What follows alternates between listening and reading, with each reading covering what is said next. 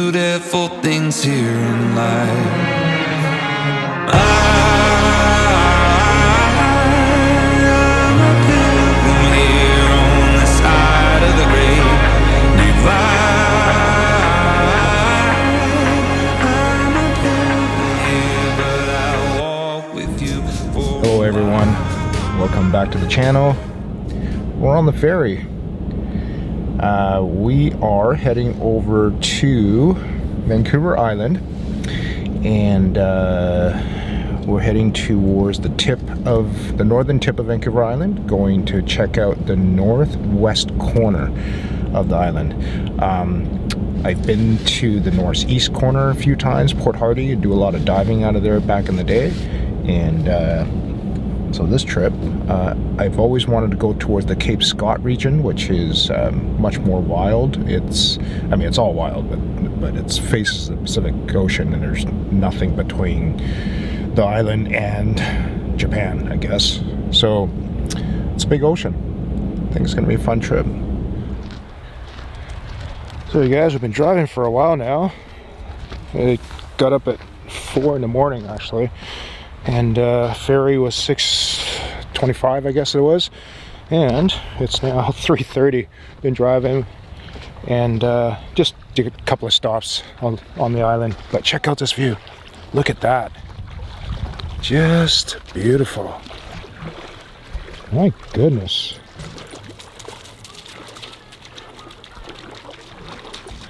So this is Wass Lake in the community of Wass. And we're pretty much pulled over just to stretch our legs a little bit. Just getting tired. Didn't get very much sleep. So let's go for a walk around the campsite. So it's pretty busy here actually. A lot of sites are taken. Oh yeah, so there's kind of like just big open fields up here and a couple of sort of proper pads with picnic tables and stuff. But look at this here. I mean, you could just pull up, park your camper here. There's no fee or anything like that. It's kind of cool. Look at the size of this field. It's got a picnic table and everything. That's a big site. Hi Timber. Look who's here. You guys remember Timber from our Squamish video? He's a good boy. So we decided to pull over and check out this other wreck site. It's called Nimkish, and it's on this beautiful lake. Like everybody's got their little setup. There's an old bowler up here. It's super cool looking. But yeah, it's a tight squeeze. Get real friendly with your neighbors, but if you're just here surfing all day, you wouldn't care. There's the bowler. Look at that. He's all kitted up. Little candles on there. All right. Looking at the sunset. Nothing wrong with that. Looks like there's a site right here. So look at this. This is pretty. Oh, Mike's already found a home. Guess we're staying the night. Can you guys see all the kiteboarders? Like way off in the distance. Like right there. Not sure if Mike's thinking of staying here. The next stop is actually quite far away. So it's already 4 o'clock and I would love to sit and have a beer, so.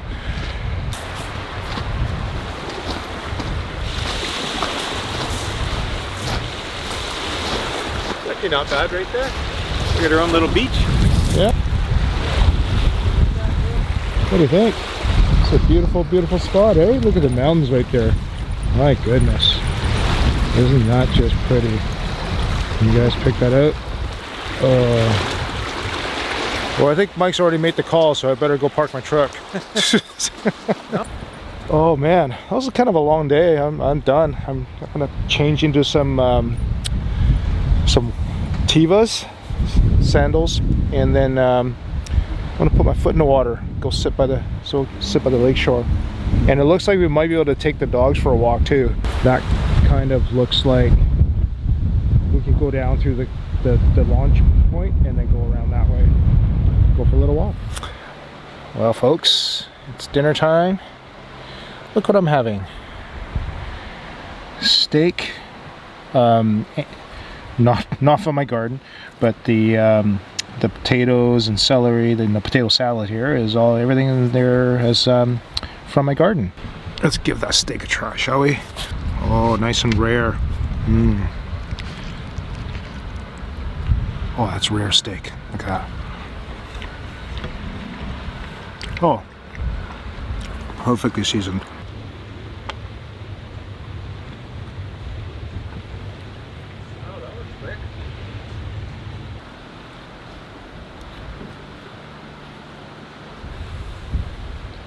Idea about how to play? I don't know. Yeah, they're pretty similar. Daisy, Okay. you'd be good. Company 3 Kidman Campground. Okay, yeah, you can. Oh, Daisy. You can have the stick now. I don't think Kenny gives a crap about it.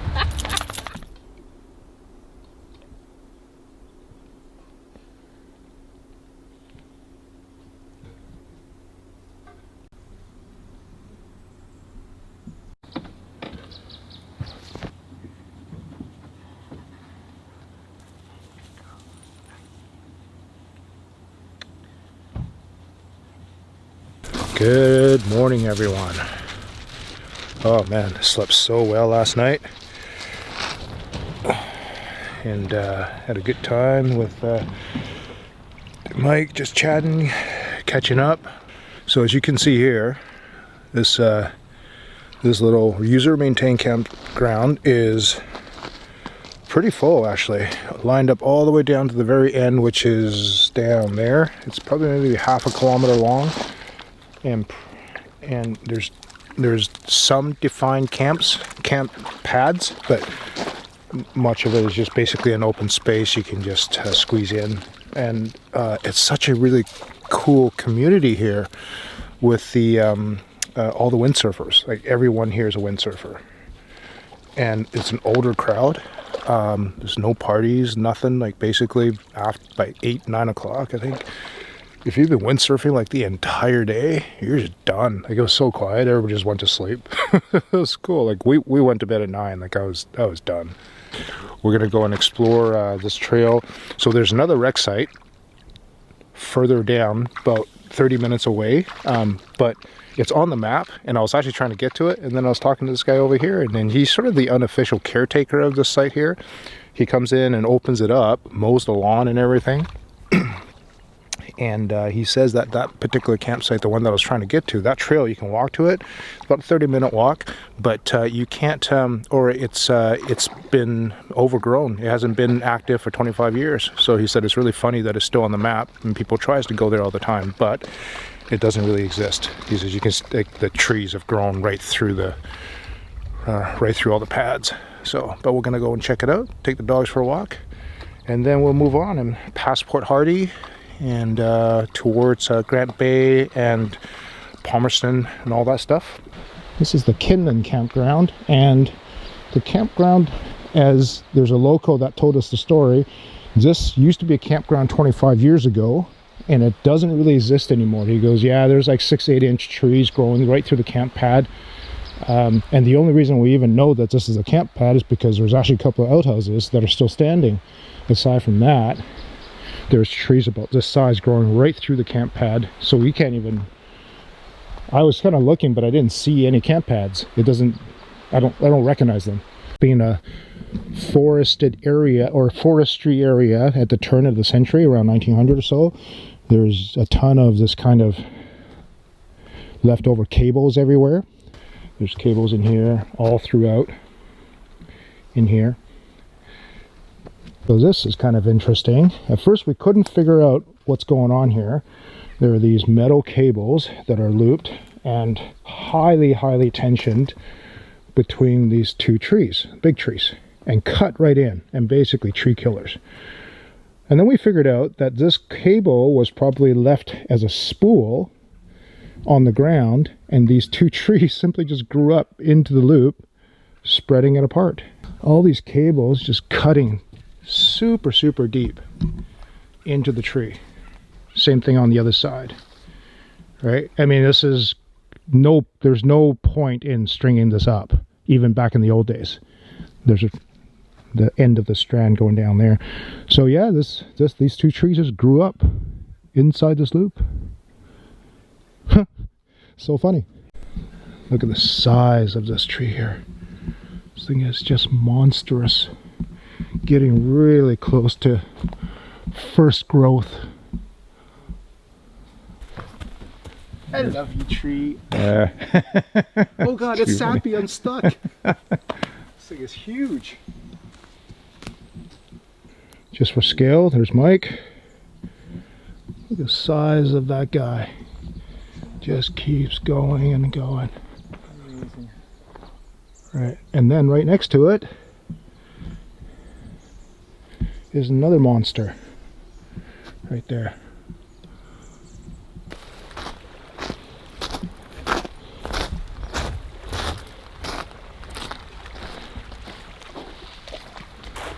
Bit of a day shelter, I suppose.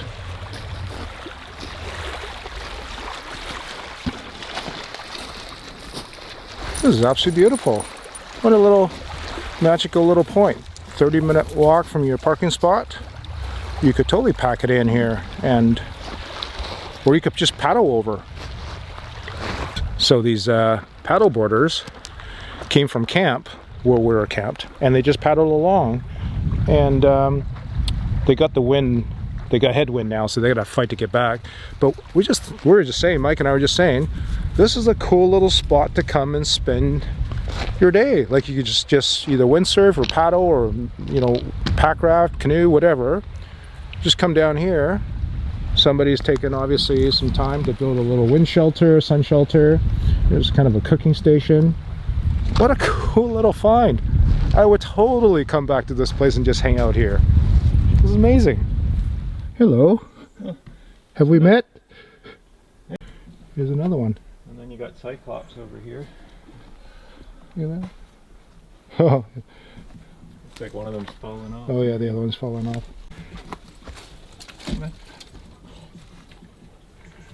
Doorways to nowhere.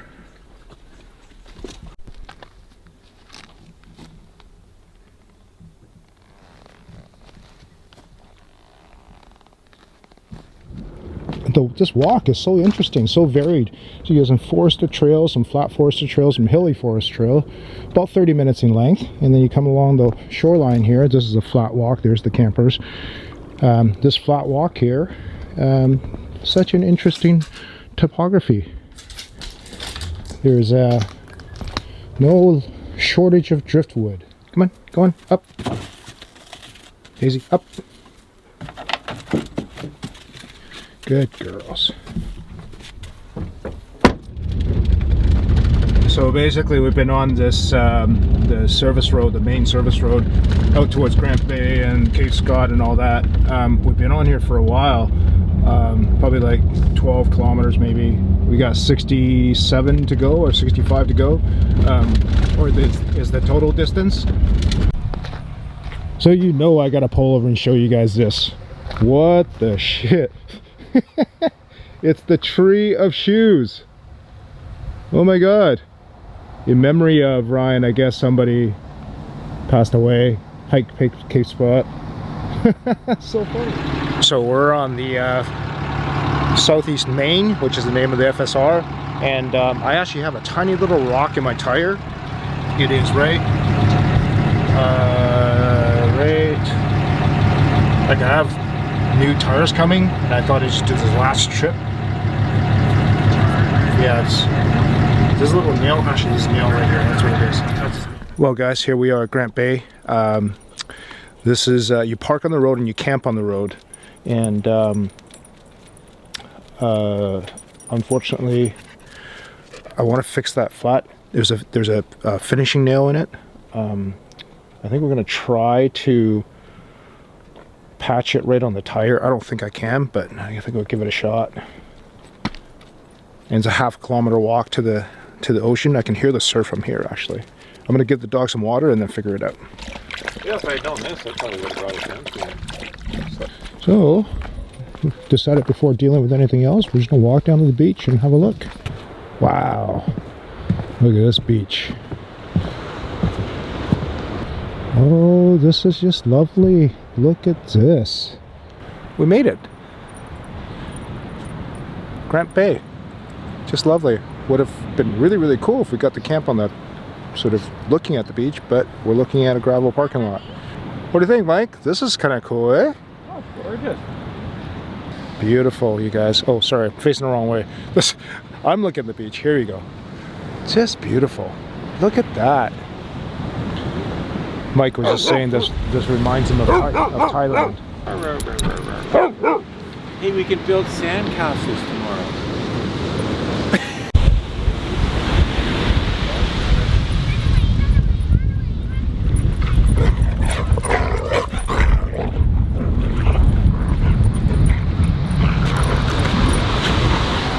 All right, so got my patch kit ready. Already got the tire plug into the jabber thing, and I'm ready to pull the nail out, but I gotta inflate the tire first because it's way easier to patch a tire with it inflated than deflated.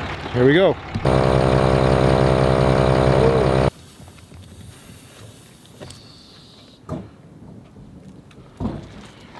That's that guy right there. What is that? Christ.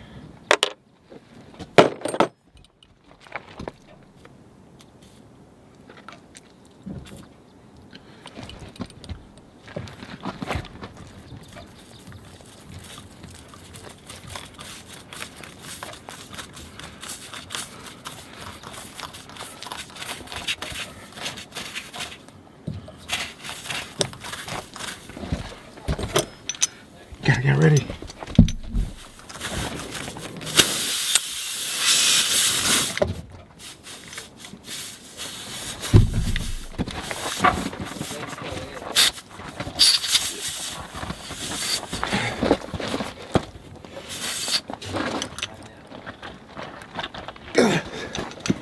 Come on, get in there.